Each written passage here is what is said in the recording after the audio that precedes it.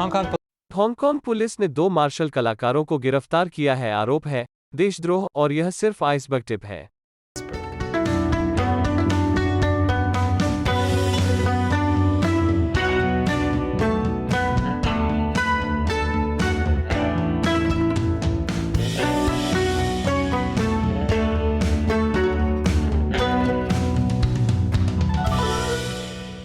बिना सेंसर किए चीन में आपका स्वागत है। मैं क्रिस चैपल हूं। यह एपिसोड गुप्त द्वारा प्रायोजित है। आप शायद जानते हैं कि कंपनियां आपका व्यक्तिगत डेटा एकत्र कर रही हैं, लेकिन आप यह नहीं जान सकते कि कितने हैं। दर्जनों, शायद सैकड़ों, जिनमें से अधिकांश के बारे में आपने कभी नहीं सुना होगा।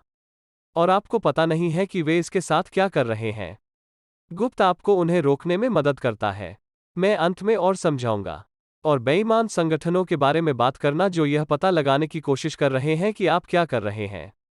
हांगकांग में सरकार उन असंतुष्टों के पीछे जा रही है जो चीनी कम्युनिस्ट पार्टी को पसंद नहीं करते हैं, जो निश्चित रूप से अधिक लोगों को चीनी कम्युनिस्ट पार्टी को नापसंद करने वाला नहीं है।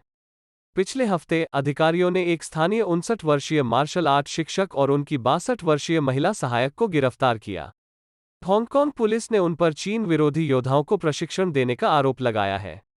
संदिग्धों पर चीन के कम्युनिस्ट शासन को गिराने और छाया सरकार और आत्मरक्षा बल स्थापित करने के लिए कॉल सहित सरकार विरोधी संदेश पोस्ट करने का आरोप है। ठीक है, आत्मरक्षा बल स्थापित करना बहुत गंभीर लगता है। मेरा मतलब है, हांगकांग पुलिस के वरिष्ठ अधीक्षक स्टीव ली ने कम से कम यही दावा किया है। ली ने यह भी कहा, पुलिस ने कहा कि उन्हें एक एगा 8 क्रॉसबो, 30 स्टील टिप वाले तीर और ब्लेड के संग्रह सहित गैरकानूनी हथियार मिले। एक मिनट रुकिए, वे एक एगा, कुछ क्रॉसबो और ब्लेड के संग्रह के साथ चीनी कम्युनिस्ट पार्टी को उखाड़ फेंकने की योजना बना रहे थे। ठीक है, कोई बहुत ज्यादा हांगकांग की मार्शल आर्ट फिल्में देख रहा है। यह कॉन्डोर हीरोज की वापसी नहीं है।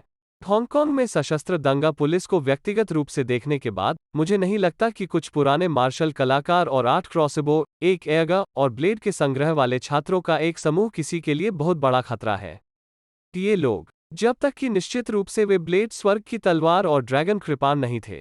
लेकिन क्या ये मार्शल कलाकार वास्तव में, जैसा कि पुलिस ने दावा किया था, सरकार को उखाड़ फेंकने और एक स्वतंत्र राज्य की स्थापना करने में सक्षम थे? संभवतः लगभग उतनी ही संभावना थी जितनी कि वे पेड़ों से उड़ने वाले थे। अब मुझे समझ में आया कि क्यों हांगकांग के अधिकारियों और चीनी कम्युनिस्ट पार्टी को मार्शल कलाकारों से खतरा महसूस होता है।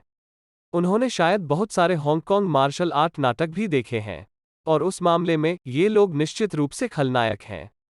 और उनका बॉस एक गुप्त सदस्य है गोल्डन हनी बियर संप्रदाय। लेकिन यहां निश्चित रूप से कुछ और हो रहा है। देखिए, तकनीकी रूप से मार्शल आर्ट मास्टर और उनके सहायक दोनों पर आक्रामक हथियार रखने और बिना लाइसेंस के आग्नेयास्त्र रखने का आरोप लगाया गया था। और उस व्यक्ति पर देशद्रोह का भी आरोप लगाया गया था। लेकिन ऐसा लगता है कि हांगकांग पुलिस के वरिष्ठ अधीक्षक स्टीव ली ने गलती से आरोपों के असली कारण का खुलासा कर दिया था, जब उन्होंने कहा, गिरफ्तार किए गए व्यक्ति गलत सूचना से बहुत प्रभावित हुए और आत्मकट्टरपंथी हो गए। अब वे दूसरों को गलत सूचना फैला रहे हैं। इसलिए अधिकारियों को नगण्य मारक क्षमता वाले एक छोटे समूह से संभावित हिंसा के बारे में ज्यादा चिंता नहीं है। नहीं, वे किसी और खतरनाक चीज के बारे में चिंतित हैं, विचार दिया जिसे पुलिस गलत सूचना कहती है। सहित, मुझे लगता है, गलत सूचना कि चीनी और हांगकांग के अधिकारी लोगों की स्वतंत्रता के लिए खतरा है।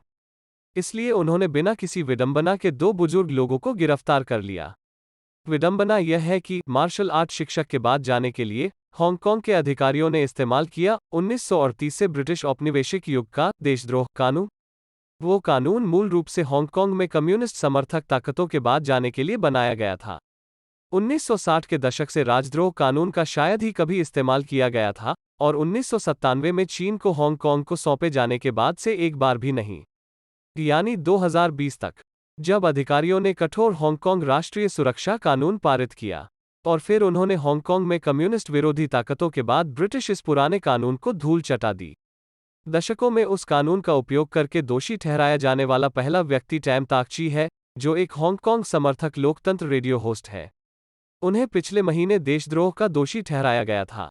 राजद्रोह में अधिकतम 2 साल की सजा होती है, और उन्हें देशद्रोह के 11 मामलों में दोषी पाया गया, जिसमें अब प्रतिबंधित विरोध वाक्यांश, लिबरेट हांगकांग, हमारे समय की क्रांति, और साथ ही भ्रष्ट पुलिस परिवारों की मौत शामिल है। जो स्पष्ट है वो यह है कि दोष सिद्ध होने से पहले वो पहले ही 1 वर्ष से अधिक समय तक बिना जमानत के जेल में रहा था।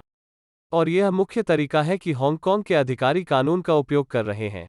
वे लोगों को आरोपों पर लंबे समय तक बंद रखते हैं और फिर उन्हें जमानत देने से इनकार करते हैं। इस तरह अधिकांश समय अधिकारियों को यह साबित करने की जरूरत नहीं होती कि वो व्यक्ति किसी भी चीज का दोषी है। वे उन्हें लंबे समय तक हिरासत में रख सकते हैं। उदाहरण के लिए पिछले जुलाई के अधिकारियों ने बच्चों की किताबों की एक श्रृंखला के पीछे 5 लोगों को गिरफ्तार करने के लिए राजद्रोह के आरोपों का इस्तेमाल किया।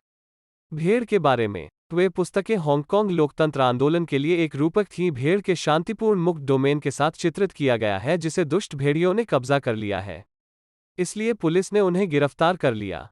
जहां तक बता सकता हूं, उन 5 लोगों को बिना जमानत के और वास्तव में किसी भी अपराध के लिए दोषी ठहराए बिना 8 महीने से अधिक समय से बंद कर दिया गया है।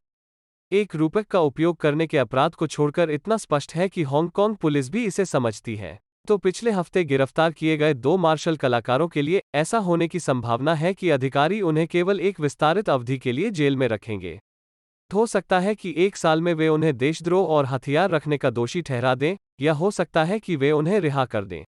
लेकिन किसी भी तरह यह एक चेतावनी है। हम जब चाहें आपको बंद कर सकते हैं, इसलिए चीनी कम्युनिस्ट पार्टी के खिलाफ न बोलें। और मुझे लगता है विध्वंसक मार्शल आर्ट मत करो। यानी इस तरह के कदमों से मैं कभी भी हांगकांग वापस नहीं जा सकता। और इस एपिसोड को गुप्त ने प्रायोजित किया है। आप जहां भी कुछ भी ऑनलाइन करते हैं, वहां बड़ी संख्या में कंपनियां हैं जो आपका व्यक्तिगत डेटा एकत्र करती हैं। आपका नाम, आपका ईमेल, आपके घर का पता, आपका सामाजिक सुरक्षा नंबर, आपका रोजगार इतिहास, सभी प्रकार की चीजें।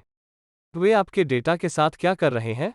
उनमें से कुछ इसे विपणक को बेच रहे हैं जो आपको सामान बेचना चाहते हैं, या आपको अपनी ईमेल सूची में डालते हैं और आपको स्पैम भेजते हैं। अन्य इसका उपयोग छायादार चीजों के लिए करते हैं।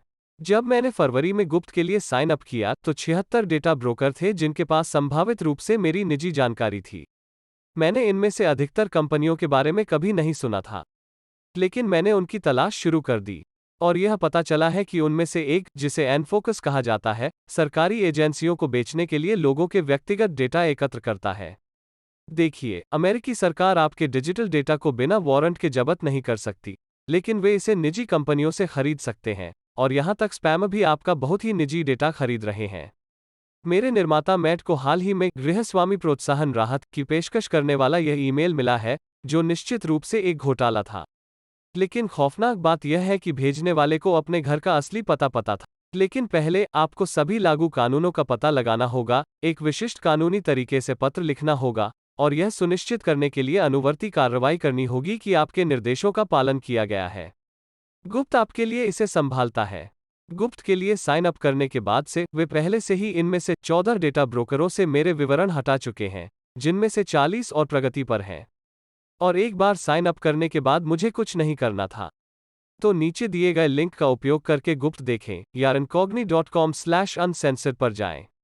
अनसेंसर्ड कोड का उपयोग करने वाले पहले 100 लोगों को 20% की छूट मिलेगी। गुप्त के साथ अपने व्यक्तिगत डेटा को बाजार से बाहर निकालें। एक बार फिर, मैं क्रिस चैपल हूं। चीन को बिना सेंसर किए देखने के लिए धन्यवाद।